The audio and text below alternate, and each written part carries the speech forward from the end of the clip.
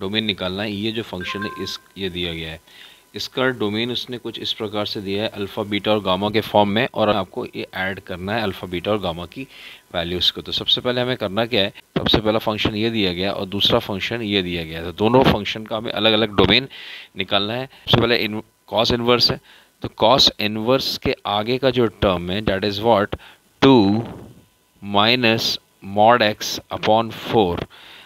जाहिर सी बात है कॉस इनवर्स के जो आगे का जो टर्म होता है ये, इसके आगे की वैल्यू हमेशा -1 से +1 के बीच में रहती है, तो हमें यही लिखाना है भाई। तो ये हो गया -1 से +1 के बीच में। अब क्या है भाई, अपॉन 4 है तो इसको मल्टीप्लाई कर दीजिए, तो ये -4 हो जाएगा, मल्टीप्लाई होके 2 minus mod x less than equal to 1 into 4 is 4। फिर क्या करना है आपको, यहाँ पर इसको इस 2 को आप इधर भेज दीजिए और इसको इधर भेज दीजिए, तो ये -2 इधर हो जाएगा, तो ये -6 हो जाएगा, और ये हो जाएगा माइनस मॉड एक्स, और ये हो जाएगा 4 - 2 इज 2 हो जाएगा।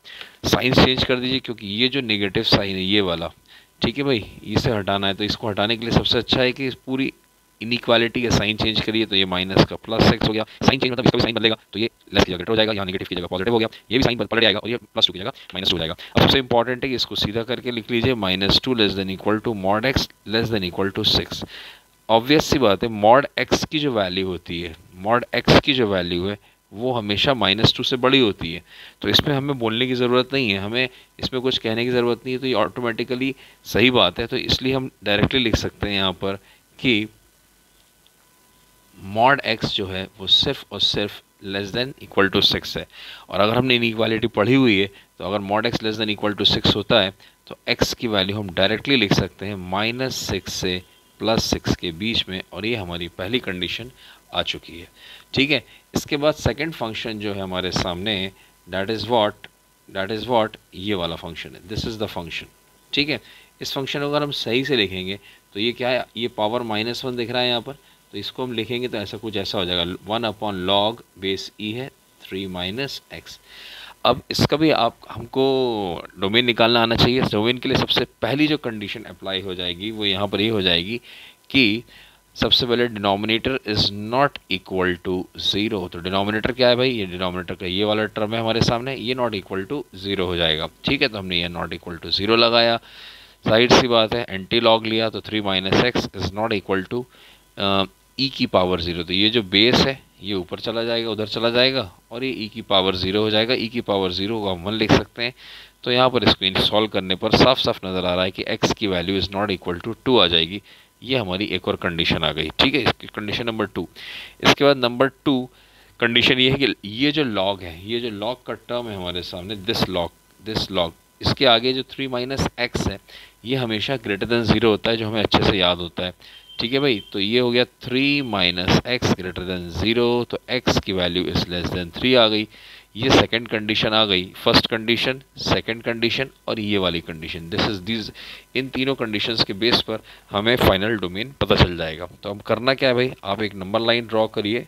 ठीक है, ये हमने एक नंबर लाइन ड्रॉ करी, इनमें इन सारे पॉइंट्स को मेंशन कर दीजिए, फर्स्ट सेकंड और थर्ड इक्वेशन के। तो सबसे पहले -6 लिखा, +6 लिखा, फिर यहाँ 3 भी डाल दिया, और ये जो है ये वाला ये 2 भी डाल दिया। तो अब सबसे पहली कंडीशन क्या है, -6 से +6। तो -6 से +6 की जो कंडीशन है वो हम ड्रॉ कर लेते हैं, that is what, this is the condition number 1। जाहिर सी बात है ये क्लोज ब्रैकेट में है। ठीक है भाई, फर्स्ट कंडीशन क्लोज ब्रैकेट में, तो यहाँ पर कॉर्नर पे डार्क सर्कल्स कर दीजिए क्योंकि इंक्लूडेड है ये। इसी प्रकार से कंडीशन नंबर 2 जो है ये वाली, this is the condition, less than 3 है, 3 अपन ने मेंशन नहीं किया, तो ये 3 पॉइंट है। ठीक है, तो ये जो 3 पॉइंट है, लेस देन 3 मतलब यहाँ तक जाएगा। ये यहाँ पर ध्यान से देखेंगे तो यहाँ पर इक्वल का साइन नहीं है, तो ये ओपन ब्रैकेट है। ठीक है, और दूसरी चीज़ ये है कि ये जो कंडीशन नंबर 1 में x is not equal to 2 है, इसका मतलब ये है कि ये 2 की जो वैल्यू है यहाँ पर ओपन सर्कल मतलब इंक्लूडेड नहीं है, ये हटा दीजिए, ये वैल्यू इंक्लूडेड नहीं है। अब कॉमन पार्ट निकाल लेते हैं हम। कॉमन पार्ट हमारा कुछ इसका इस तरह से आ जाएगा, this is the common part. तो ये हमारा कॉमन पार्ट है। तो कॉमन पार्ट जो आएगा that is what x belongs to, ऐसा लिख सकते हैं, x बिलोंग्स टू -6 से भी 3। ये यहाँ तक आया ना, यहाँ तक आया तो 3 आएगा यहाँ पर।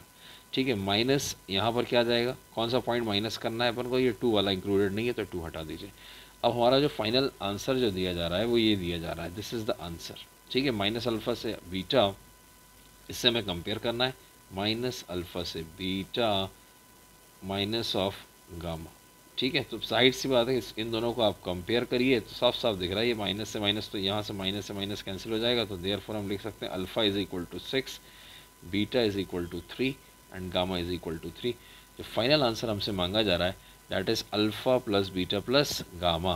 तो बस तीनों को ऐड कर दीजिए, तीनों को ऐड किया तो alpha plus beta plus gamma is equal to 6 plus 3 plus, ये सॉरी 2 है यहाँ पर, दिस इज़ 2, ठीक है, ये है ना 2, 2, तो ये 2, तो फाइनल आंसर आ गया 11। तो this is the answer, option number A is the correct answer. ठीक है, that is what the answer is. अगर आपको आंसर पसंद आए तो प्लीज़ चैनल को सब्सक्राइब करिए। Good bye.